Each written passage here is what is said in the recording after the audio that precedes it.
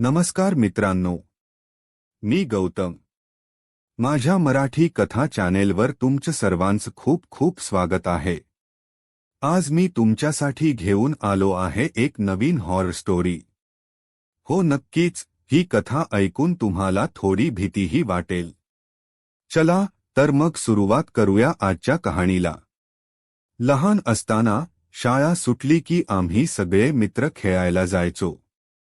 शिवणापाणी, लपाछपी, खिपरी, बर्फाचे खेळ अशा अनेक खेळ आम्ही खेळत होतो. एके दिवशी आम्ही लपाछपी खेळत असताना एका घराच्या बाहेर आलो आणि तिथे सगळे मित्र खेळायला लागलो. आम्ही दररोज तिथे खेळायचो, पण आज काहीतरी विचित्र वाटत होतं. त्या घरात जे लोक राहत होते ते कधीच दरवाजा उघडा ठेवत नाहीत, तो नेहमीच बंद असायचा. त्यांचं घर फार मधी होतं. आजूबाजूच्या घरांमध्ये जास्त घरे नव्हती, फक्त त्यांच्या घराची मागची बाजू आणि आसपासची शांत जागा होती. आणि त्या शांत जागेमुळे आम्ही नेहमीच तिथे खेळत असायचो. पण आज त्या घराचे दरवाजे उघडे होते. असं वाटत होतं की काही कार्यक्रम चालू आहे. दरवाजाकडे जाऊन पाहिलं तर काहीतरी पूजा पाठ चालू होती. अगरबत्तीचा मस्त सुगंध घरभर पसरला होता. तसेच जेवणाच्या पदार्थांचा घुमघुमीत वासही येत होता. आमटी, भात, शिरा, पुरी वगैरे. आमच्या तोंडाला पाणी सुटले. एकमेकांकडे पाहून आम्ही हसले आणि म्हणालो, मला तर खूप भूक लागली आहे.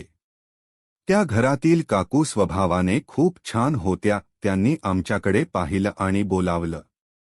आम्ही आधी नकार दिला, पण काकूने आग्रह केला आणि आम्ही जाऊन आत बसलो. आत फारसे पाहुणे नव्हते, जेमतेम घराचे सदस्यच होते. मी निरीक्षण करत होतो. आतमधला परिसर आजपर्यंत मी फक्त बाहेरूनच पाहिला होता, पण आज पहिल्यांदाच आत आलो होतो.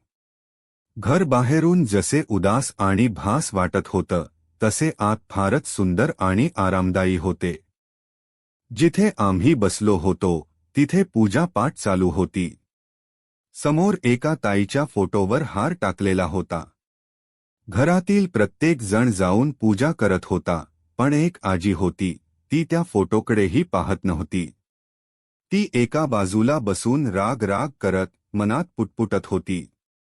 आमच्यातील एकाने त्या काकूला विचारले, ही ताई कोण आहे? काकूने प्रेमाने सांगितलं, ही आजी आहे ना, तिची मुलगी आणि माझी नणंद. आणि ते काका आहेत ना, त्यांची बहीण. हे ऐकून आम्हाला काही आठवलं. जसजसे आम्ही त्या घरात नेहमी सांगायचे, तसतशी आतल्या वातावरणाची गंभीरता अधिक जाणवू लागली. हलक्या प्रकाशात भिंतींचे छायाचित्र, जुन्या वस्तू आणि मंद उजेडात टणक आवाज यामुळे मनात थरार निर्माण झाला. आमच्या सगळ्यांच्या डोक्यात एक विचार, आज आपण काहीतरी गूढात सामील झालो आहोत. त्या आजीची नजरेतून एक शांतता नव्हती, तिच्या चेहऱ्यावर राग आणि दुःख स्पष्ट दिसत होते. आम्ही एकमेकांकडे पाहिलो, पण कुणालाही बोलायला हिंमत नव्हती. अचानक त्या आजीने आपल्या हातात काहीतरी हलवलं. एक जुना खडूस पत्राचा ढिगारा, आणि त्या पत्रावरून हलक्या आवाजात ती म्हणाली, ही गोष्ट जगण्याची आहे, लक्ष देऊन वाचा. मी पत्र घेतलं आणि वाचायला सुरुवात केली. त्यात त्या घराच्या इतिहासाची कहाणी होती. अनेक वर्षांपूर्वी या घरात एक आनंदी कुटुंब राहत असे. परंतु अचानक एक दुर्घटना घडली. घराच्या एका खोलीतून एक अज्ञात आगळी घटना झाली. मुलगी आणि तिच्या कुटुंबातील काही लोक त्या घटनेत हरवले.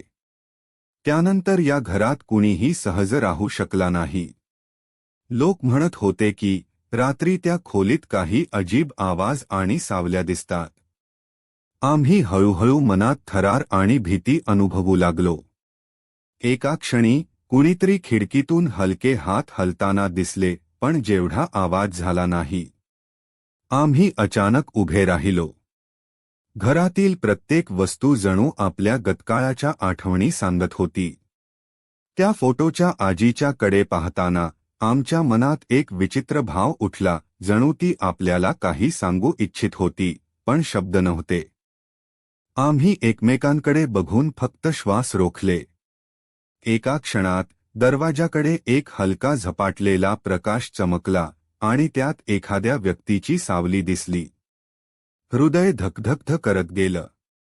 आम्ही काकांकडे पाहिलो, पण त्या काकू हसून काहीही बोलल्या नाहीत. आम्हाला लक्षात आलं की घरातील रहस्य फक्त या परिवाराचे नव्हते, ते घर स्वतः जिवंत होतं आणि आम्ही त्यातच प्रवेश केला होता. अचानक त्या खोलीतून मंद आवाज आला, कोणी हसले, कोणी रडले, पण कुणालाही दिसले नाही. आमच्या मित्रांमध्ये थरार आणि भीती वाढली. आम्ही एकमेकांच्या हात पकडले आणि आतल्या खोलीकडे हळूहळू पावले टाकली.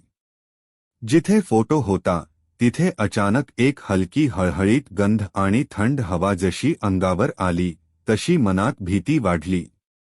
त्या खोलीत बसलेला प्रत्येक क्षण